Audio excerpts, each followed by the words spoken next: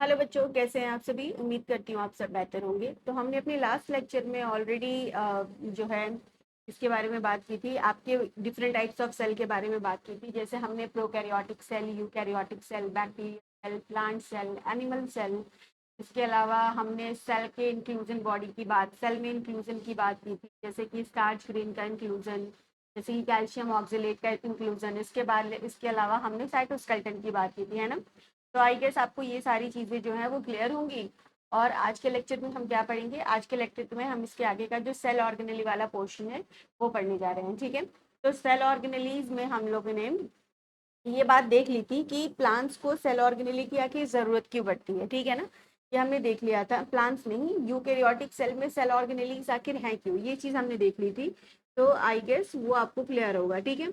अगर आपको नहीं क्लियर है तो मैं आपको एक और बार बता देती हूँ कि सेल ऑर्गेनेली का क्या काम है। तो देखिए, जो सेल ऑर्गेनेली है वो हेल्प करता है building new material, removing waste and providing cell energy to the cell. They work together to perform all function of the cells. In other words, cell is likely a tiny factory with each of its parts doing its specific job. ठीक है। क्या बोल रहा है कि जो cell organelles होता है, ठीक है, वो सेल के अंदर नए मटेरियल्स बिल्ड करता है, रिमूव करता है वेस्ट मटेरियल को, सेल को एनर्जी प्रोवाइड करता है। इसके अलावा बहुत सारे काम अलग अलग सेल ऑर्गेनेलीज और भी डिफरेंट डिफरेंट सेल ऑर्गेनेलीज हैं जो कि डिफरेंट डिफरेंट काम परफॉर्म करते हैं, राइट। तो अगर हम बोले कि जैसे कि मान लीजिए एक फैक्ट्री है और इस फैक्ट्री में डिफरेंट डिफरेंट यूनिट्स हैं, ठीक है, डिफरेंट डिफरेंट तरीके के मशीन्स लगे हुए हैं, डिफरेंट डिफरेंट तरीके के लेबर्स हैं, ठीक है। तो वो क्या कर रहे हैं, अलग अलग कामों को कर रहे हैं और उस तरीके से वो एक प्रोडक्ट क्रिएट करके फैक्ट्री से बाहर निकाल रहे हैं। बिल्कुल वैसे ही हमारे सेल में जो डिफरेंट डिफरेंट ऑर्गेनेलीज है वो क्या करते हैं, अलग अलग काम करते हैं और ओवरऑल जो सेल का फंक्शन होता है वो परफॉर्म करते हैं, राइट। तो इस तरीके, इसीलिए हमारे सेल को सेल ऑर्गेनेली की ज़रूरत है, ठीक है। जैसे कि देखिए यहाँ पे दिया हुआ है आपको, यहाँ पे आपको दिया हुआ है, अगर मैं बात करूँ कि न्यू मटेरियल की बिल्ड करने की बात, तो हमने अभी लास्ट लेक्चर में ही देखा था क्या होता था। न्यूक्लियस के अंदर जो है वो प्रोटीन्स वगैरह फॉर्म होते थे, राइबोसोम्स वगैरह फॉर्म होते थे। इसके अलावा और भी सारी चीज़ें जो हैं सेल के अंदर फॉर्म होती हैं। तो सेल फॉर्मेशन, सेल में चीज़ों न्यू मटेरियल्स का फॉर्मेशन कहाँ होगा, ये होगा आपके यू कैन से न्यूक्लियस के अंदर, या उसकी पैकेजिंग वगैरह जो है वो गोल्गी बॉडी के अंदर, लाइसोसोम के अंदर, ये सब में होगी, राइट। वेस्ट की रिमूव करने की बात करें तो ये किससे होती है, लाइसोसोम से वेस्ट रिमूवल होता है। सेल को एनर्जी प्रोवाइड करने का काम कौन करता है, तो माइटोकॉन्ड्रिया सेल को एनर्जी प्रोवाइड करने का काम करता है।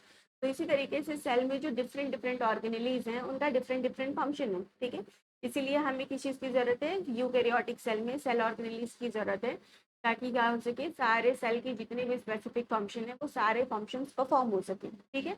अब देखिए, अब हम क्या करेंगे, जो आपका न्यूक्लियस है वो एक सेल ऑर्गेनेली है, उसके बारे में पढ़ेंगे। अब हमें पता है ऑलरेडी बहुत ही अच्छे तरीके से कि न्यूक्लियस जो है वो कहाँ प्रेजेंट होता है। न्यूक्लियस प्रेजेंट होता है आपके यूकैरियोटिक सेल में। कहाँ प्रेजेंट होता है, यूकैरियोटिक सेल में प्रेजेंट होता है। क्या प्रोकैरियोटिक सेल में न्यूक्लियस होता है, नहीं। प्रोकैरियोटिक सेल में न्यूक्लियस एब्सेंट होता है, किसमें एब्सेंट होता है, प्रोकैरियोटिक सेल में, है ना। इसकी जगह पे क्या होता है, इसकी जगह पे न्यूक्लियोइड होता है, न्यूक्लियोइड होता है जहाँ पे इनके जो जेनेटिक मटेरियल्स होते हैं वो क्या होते हैं, कंसंट्रेटेड फॉर्म में प्रेजेंट होते हैं, राइट। तो न्यूक्लियस जो है वो एब्सेंट होता है प्रोकैरियोट में और प्रेजेंट होता है यूकैरियोट में। इसके अलावा न्यूक्लियस के बारे में और क्या बातें हैं, चलिए समझते हैं line by line through the NCERT. अपनी एनसीईआरटी की बुक लेके आ जाइए एंड लेट अस अंडरस्टैंड।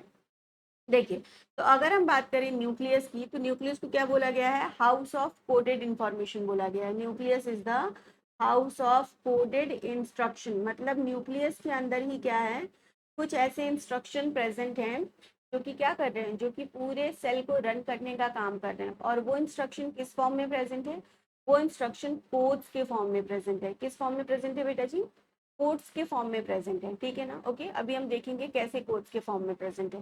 देखिए, जो न्यूक्लियस है आपका वो एक डबल लेयर्ड स्ट्रक्चर है। कैसा स्ट्रक्चर है, न्यूक्लियस के ऊपर जो लेयर है, जो कवरिंग है, वो कैसी है, वो डबल लेयर्ड है, ठीक है। तो न्यूक्लियस एक डबल लेयर्ड स्ट्रक्चर है।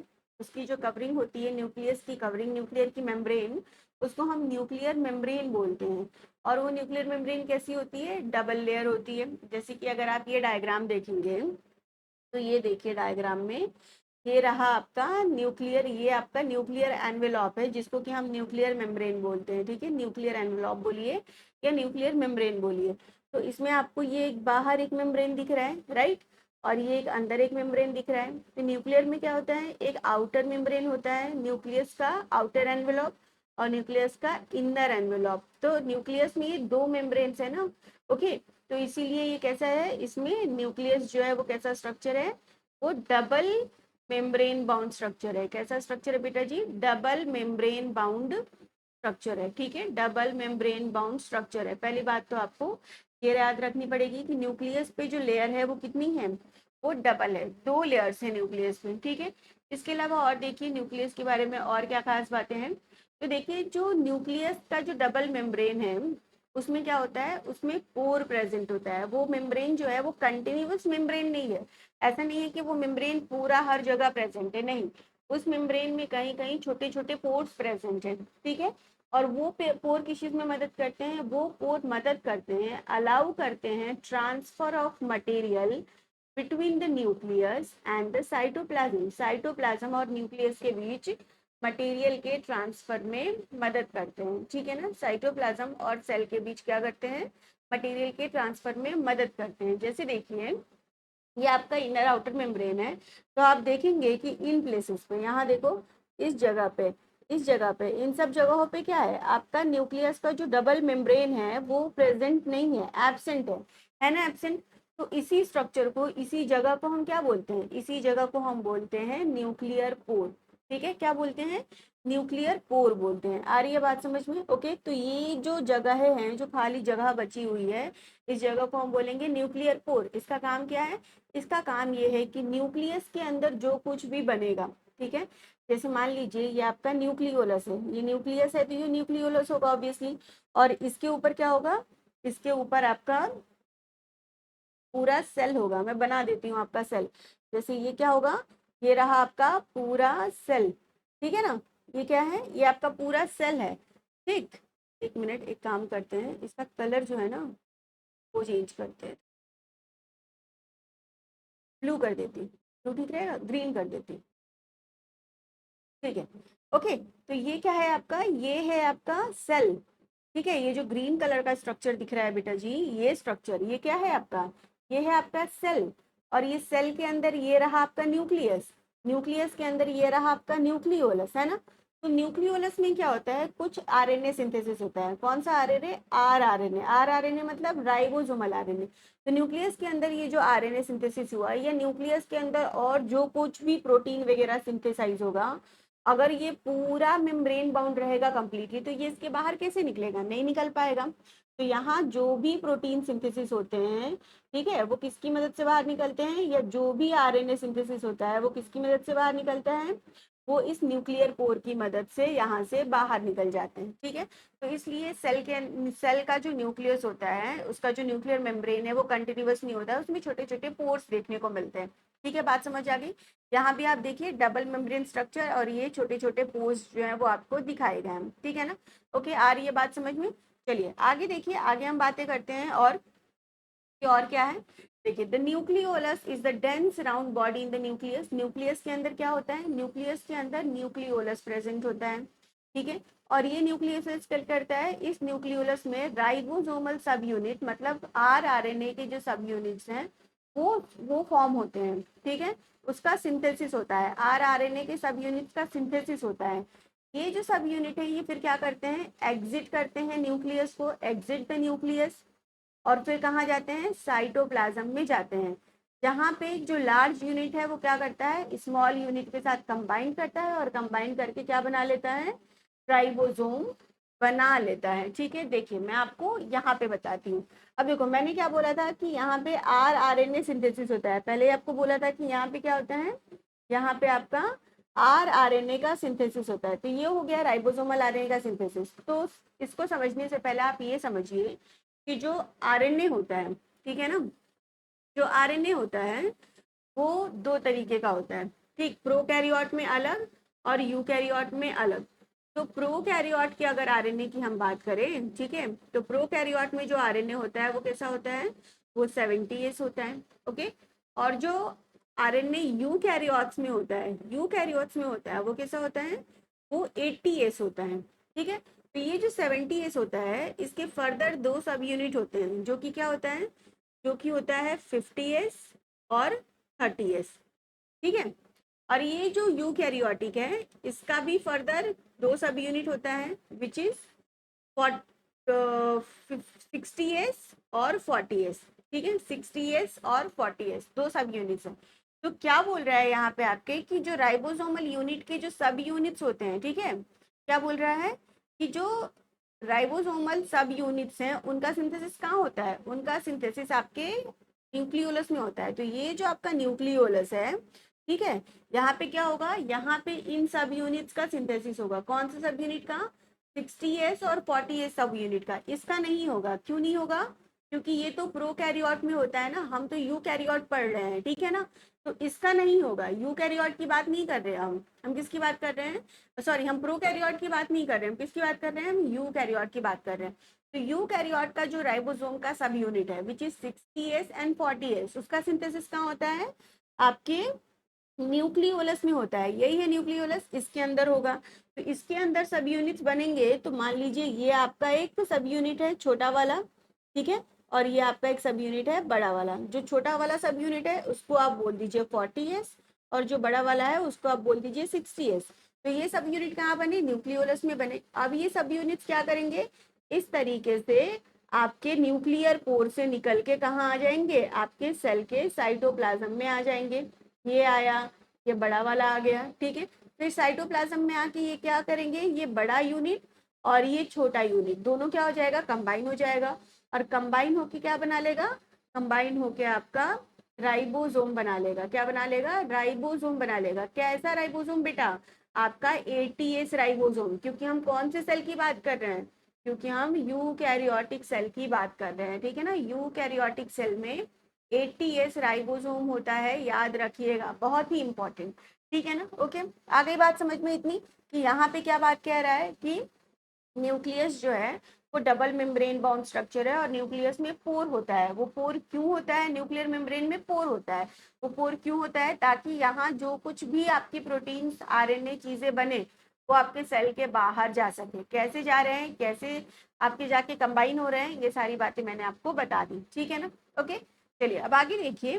The nucleus contain chromosome. Nucleus के अंदर क्या होता है, न्यूक्लियस के अंदर होता है क्रोमोसोम, ठीक है। न्यूक्लियस के अंदर क्या होता है, क्रोमोसोम होता है। ये रहा आपका क्रोमोसोम, यही है क्रोमोसोम, है ना। ये आपका है क्या, ये आपका है,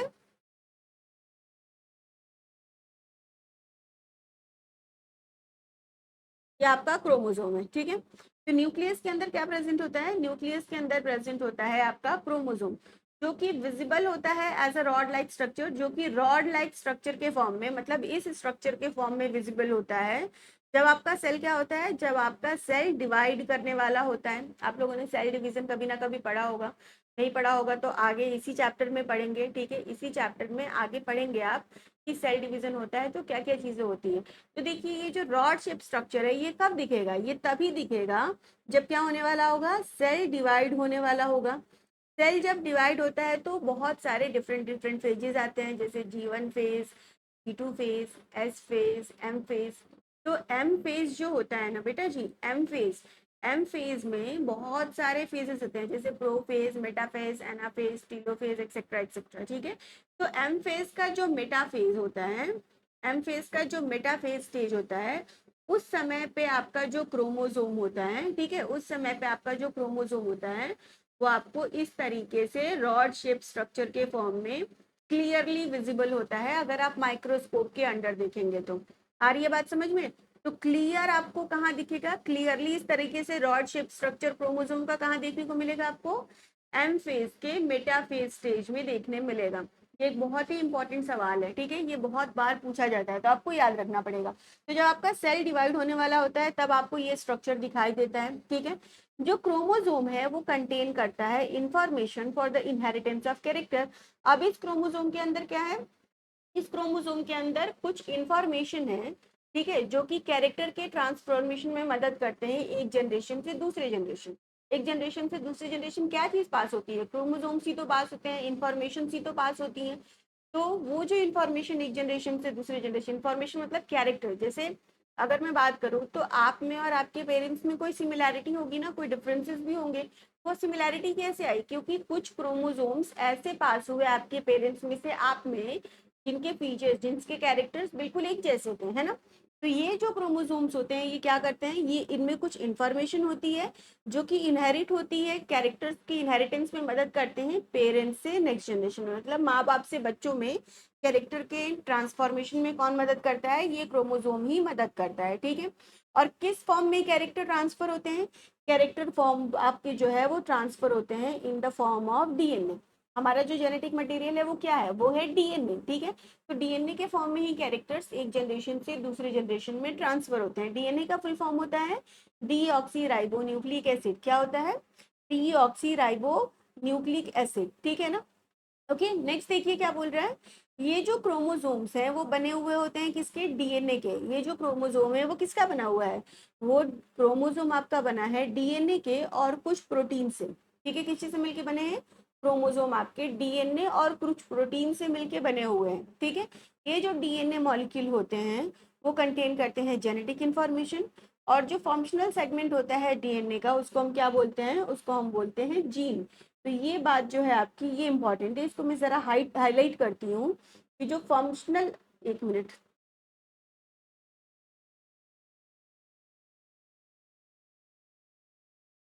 जो आपका फंक्शनल सेगमेंट होता है, ये ऐसा क्यों आ रहा है? अच्छा अच्छा, सॉरी सॉरी सॉरी गाइस, ये ऐसा ही तो आएगा, मैंने हाईलाइटर थोड़ी लिया था, ठीक है। देखिए जो फंक्शनल सेगमेंट होता है डीएनए का, इसको हम क्या बोलते हैं? इसको हम बोलते हैं जीन, ठीक है ना। तो इतनी बात आप क्या करेंगे? याद रखेंगे। अब देखिए, अब मैं आपको बताने जा रही हूँ कि जो आपका डीएनए है, ठीक है, यहाँ पे बताया गया है ना आपको, जो हमारा क्रोमोसोम है वो किस चीज का बना है? डीएनए और प्रोटीन का बना है। तो वो डीएनए और प्रोटीन का किस तरीके से बना है उसकी हम बात करेंगे फिलहाल। और उसमें जो डीएनए पोर्शन है वो क्या करता है? वो जेनेटिक इंफॉर्मेशन उसके अंदर होती हैं, और वो क्या करते हैं? वो जेनेटिक इंफॉर्मेशन एक जनरेशन से दूसरे जनरेशन में ट्रांसफर होती है, जब ये क्रोमोसोम्स एक से दूसरे जनरेशन में ट्रांसफर होते हैं तब, ठीक है ना। तो देखिए मैं आपको बताती हूँ, देखो ये है आपका क्या? ये है आपका क्रोमोसोम, ठीक है। ये आपका क्रोमोसोम कैसा स्ट्रक्चर है? इसका इसका रॉड लाइक स्ट्रक्चर है। इस तरीके का क्रोमोसोम आपको कब देखने को मिलेगा? कब देखने को मिलेगा? आपको मेटाफेज में देखने को मिलेगा, ठीक है, मेटाफेज में देखने को मिलेगा। ओके, तो देखिए अगर आप इस क्रोमोसोम को क्या करें? जूम करें, इसको अनकॉइल करें, तो कैसा स्ट्रक्चर आपको देखने को मिलेगा? आपको सबसे पहले सुपर कॉइल्ड डीएनए देखने को मिलेगा। देखिए ये क्या है? ये इसको हम अनकॉइलिंग कर रहे हैं, तो सबसे पहले देखिए यहाँ डीएनए देखने को मिल रहा है। ये पूरा जो स्ट्रक्चर है बेटा जी, ये सब कुछ स्ट्रक्चर क्या है? ये सारा स्ट्रक्चर आपका डीएनए है। किस फॉर्म में है डीएनए? यहाँ पे डीएनए जो है वो सुपर कॉइल डीएनए के फॉर्म में है। आ रही है बात समझ में? ओके, इसके बाद इसको जब आप और ज्यादा सुलझाएंगे और ज्यादा खोलेंगे तो आपको क्या देखने को मिलेगा? तो आपको क्रोमेटिन फाइबर देखने को मिलेगा, ठीक है। क्या देखने को मिलेगा? क्रोमेटिन फाइबर देखने को मिलेगा। जब आप इसको और ज्यादा सुलझाएंगे तो पहले सुपर कॉइल डीएनए, फिर क्रोमेटिन फाइबर, उसको जब और ज्यादा सुलझाएंगे आप तो आपको इसमें क्या देखने को मिलेगा? डीएनए और हिस्टोन देखने को मिलेगा, ठीक है। क्या आ गया? डीएनए और हिस्टोन देखने को मिलेगा। तो ये डीएनए क्या है? ये डीएनए जो है ये जेनेटिक मटेरियल है हमारा, है ना, जेनेटिक मटेरियल है। और ये जो हिस्टोन लिखा है यहाँ पे, ये हिस्टोन क्या है? ये हिस्टोन एक प्रोटीन है, ठीक है। कैसा प्रोटीन है? पॉजिटिवली चार्ज प्रोटीन है, पॉजिटिव चार्ज वाला प्रोटीन है। और ये क्या करता है? ये डीएनए के पैकिंग में मदद करता है, ठीक है। जब तक डीएनए इसके साथ ऐसे लिपटता नहीं है, इसके साथ जॉइंट नहीं होता है, तब तक वो आपका ये क्रोमोसोम नहीं बनाएगा, ठीक है। तो ये जो डीएनए है ये एक प्रोटीन है, और ये आपके जेनेटिक मटेरियल के साथ क्या करता है? ये आपके genetic material which is DNA के साथ कंबाइन होता है, और कंबाइन होके ये बॉल लाइक स्ट्रक्चर बनाता है। ये जो बॉल लाइक स्ट्रक्चर्स हैं इनको हम क्या बोलते हैं? इनका एक नाम है, इनको हम बोलते हैं न्यूक्लियोसोम, ठीक है, न्यूक्लियोसोम बोलते हैं, राइट। ओके, और फिर इसको जब आप और ज्यादा सुलझाएंगे तो आगे आपको क्या होगा? ये जो प्रोटीन्स हैं आपके, ये सारे प्रोटीन्स जो कि हिस्टोन प्रोटीन है, ये सारे प्रोटीन्स निकल जाएंगे, और फिर ये रहा आपका डबल हेलिक्स डीएनए, जो कि हमारा जेनेटिक मटेरियल है। यहाँ शुरू में भी वही डीएनए दिखाया गया है। तो आप देख रहे हैं ना कि हमारा डीएनए जो है वो पैक होके क्या बनता है, क्रोमोसोम बनता है। लेकिन उसकी पैकिंग कैसे होती है, वो आपका डीएनए जाता है और वो हिस्टोन प्रोटीन के साथ, जो कि एक पॉजिटिव चार्ज प्रोटीन है, उसके साथ कंबाइन होता है और उसके बाद कंडेंस होते होते होते होते क्या करता है, chromatin fibre super coil DNA structure बनाता है और फाइनली आपका rod like super coil structure form कर लेता है। ठीक है, तो इस तरीके से ये आपका क्रोमोसोम जो है वो फॉर्म होता है। और ये क्रोमोसोम आपको कब फॉर्म होता हुआ दिखेगा, जब आपका सेल डिवाइड करने वाला होगा, जब आपका सेल जो है मेटाफेज स्टेज में होगा, तब आपको क्या होगा, ये क्लियरली विजिबल होगा। मेटाफेज में क्रोमोसोम्स जो होते हैं वो क्या होते हैं, क्लियरली विजिबल होते हैं। ठीक है ना, ये बहुत इंपॉर्टेंट बात है, याद रखिएगा। ओके, आ रही है बात समझ में? ठीक है, अब देखो इसके बाद एक बात ये है कि जब आपका सेल डिवाइड करने वाला होगा, ठीक है, जब सेल डिवाइड करने वाला होगा तब तो आपको ये क्रोमोसोम दिखेगा।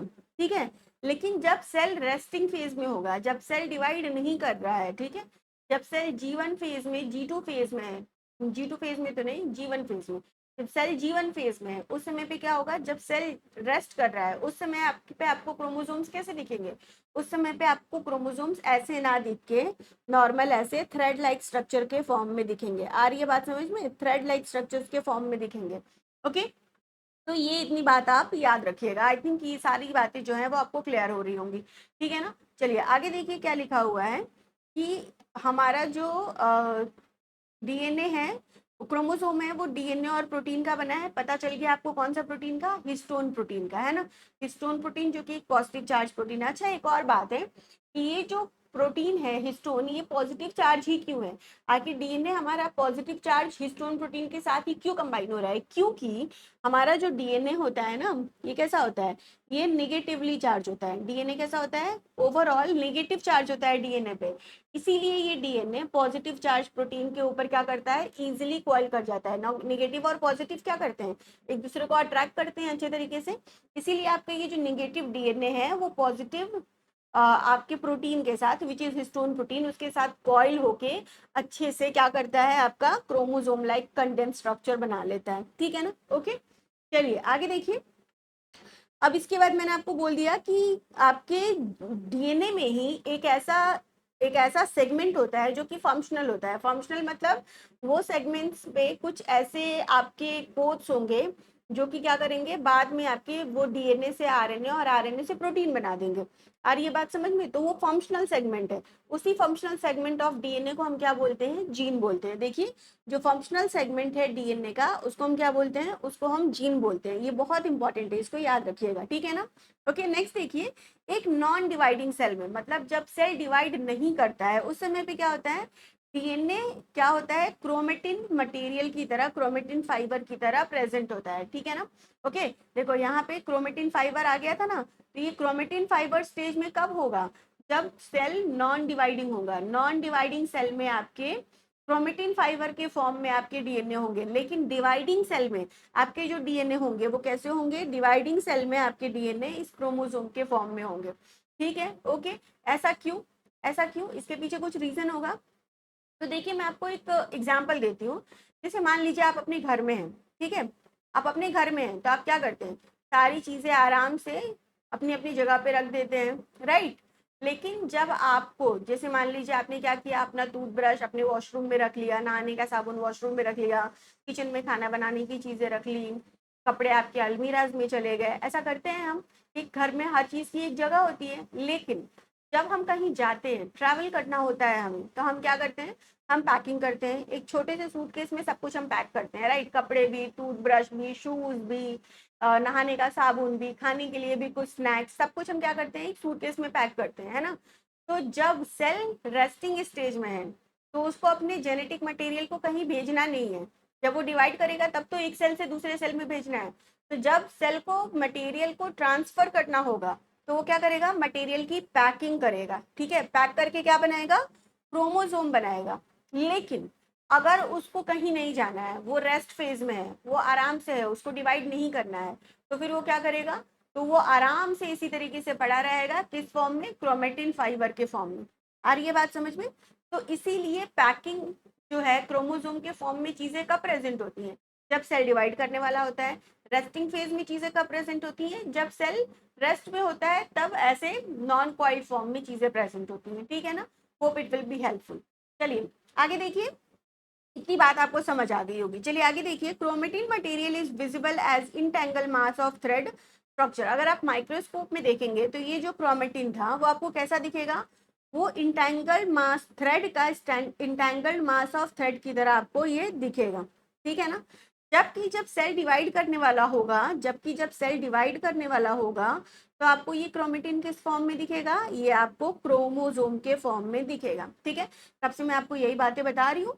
मैं उम्मीद करती हूँ कि आपको ये सारी बातें जो हैं वो समझ आ गई होंगी अभी तक, है ना। ओके, अभी तक आपको ये सारी बातें समझ आ गई होंगी। मैंने सारी इंपॉर्टेंट चीजें जो है आप लोगों के लिए वो कवर कर दी है, ठीक है ना बेटा जी। ओके, तो आई गेस इतनी बातें आपको समझ आ गई होंगी, मैंने जो कुछ भी समझाया आपको। चलिए अब हम क्या करेंगे, अब हम आगे बढ़ते हैं।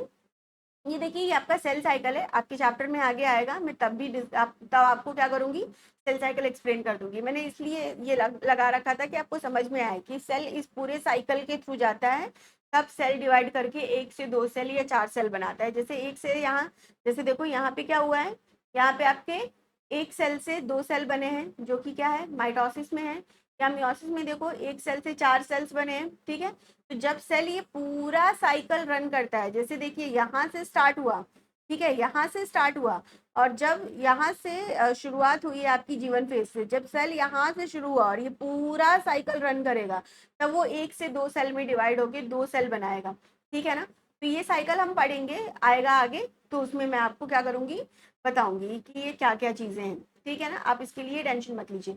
अब हम क्या करेंगे, अब हम नेक्स्ट सेल ऑर्गेनेलिज जो है, अच्छा उसके पहले थ्रेड ऑफ क्यूरोसिटी है वो देख लेते हैं, उसमें क्या बातें लिखी हुई हैं। देखो क्या लिखा हुआ है कि कुछ ब्लड सेल्स होते हैं वो क्या करते हैं, सम कुछ सेल्स जो होते हैं वो स्पेशलाइज होते हैं कुछ स्पेशल फंक्शन परफॉर्म करने के लिए, ठीक है। जैसे कि मच्योर आरबीसी ह्यूमन का, ठीक, इसका क्या काम है आरबीसी का, आरबीसी का काम है ट्रांसपोर्ट करना। किस चीज का ट्रांसपोर्ट करना, ऑक्सीजन का ट्रांसपोर्ट करना। पूरे बॉडी में ऑक्सीजन का ट्रांसपोर्ट कैसे होता है, आरबीसी की मदद से होता है। कैसे होता है आरबीसी की मदद से, समझिए। देखिए हमारा जो रेड ब्लड सेल होता है इसमें एक पिगमेंट होता है जिसको हम बोलते हैं हीमोग्लोबिन पिगमेंट। क्या बोलते हैं बेटा जी, हीमोग्लोबिन पिगमेंट होता है।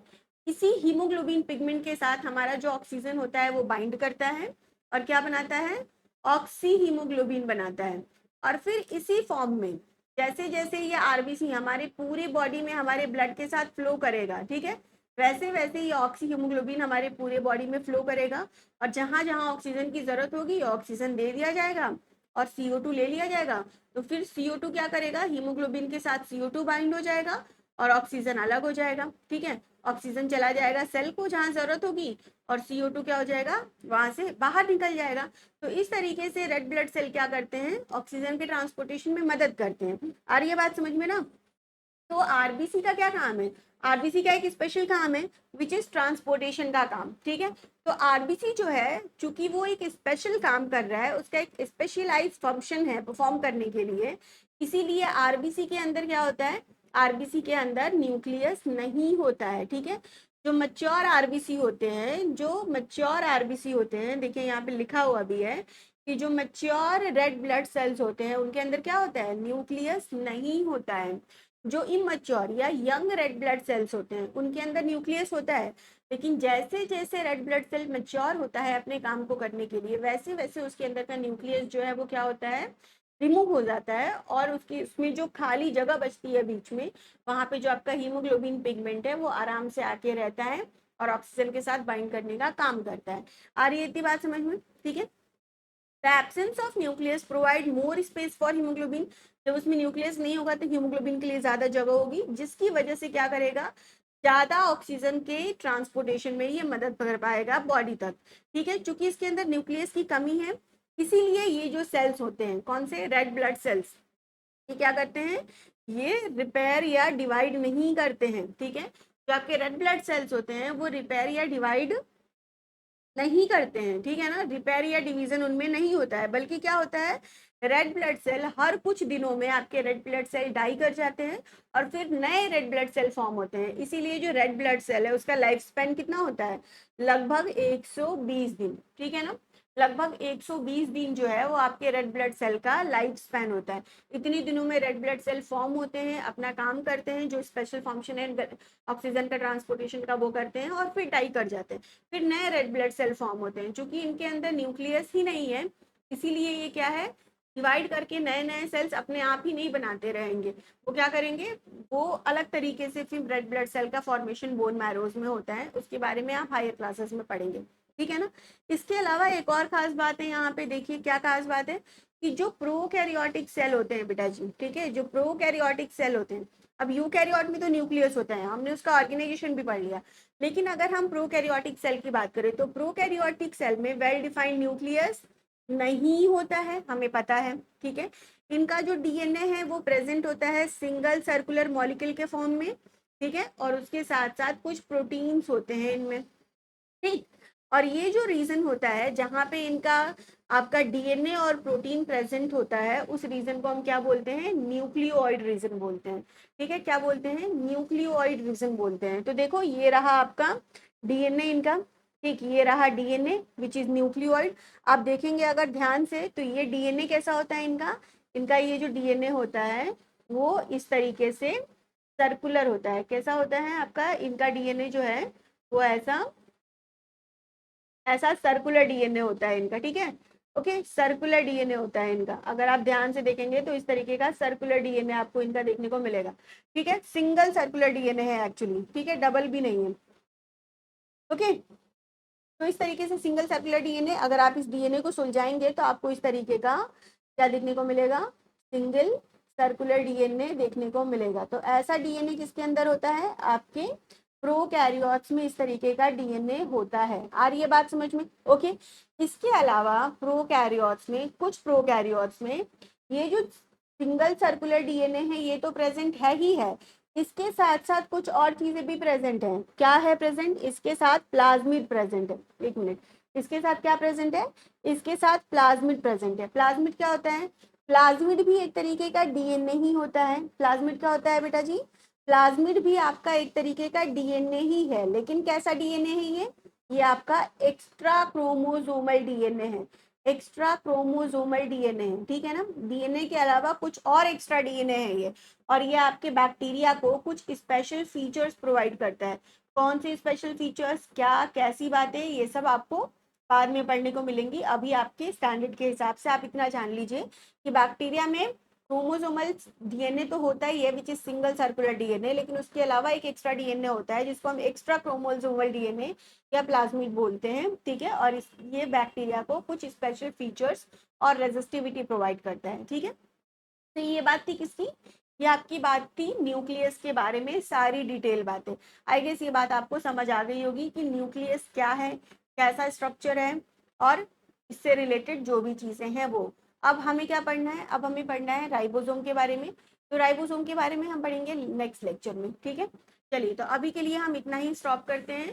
होप आपको चीजें समझ आ रही होंगी। अगर समझ आ रही हैं तो मेरे वीडियोस को अपने फ्रेंड्स तक पहुंचाइए, लाइक कीजिए, शेयर कीजिए, सब्सक्राइब कीजिए, और आके ये जो सारे डिटेल्स लेक्चर्स हैं उनको देखिए। मैं आपको एनसीईआरटी जो है, मैं आपको एनसीईआरटी पढ़ा रही हूँ, क्लास 9th का एनसीईआरटी बायोलॉजी, ठीक है, जो आपकी रिसेंट एनसीईआरटी है, एक्सप्लोरेशन एनसीईआरटी, वो मैं आपको पढ़ा रही हूँ। और अब लाइन बाय लाइन एनसीईआरटी मैं आपको डिकोड करके पढ़ा रही हूँ, तो आपको बहुत ही अच्छे तरीके से सारी चीजें समझ में आ जाएंगी, ठीक है। चलिए गाइस, मिलते हैं नेक्स्ट लेक्चर में, तब तक के लिए bye bye, take care and God bless to all of you.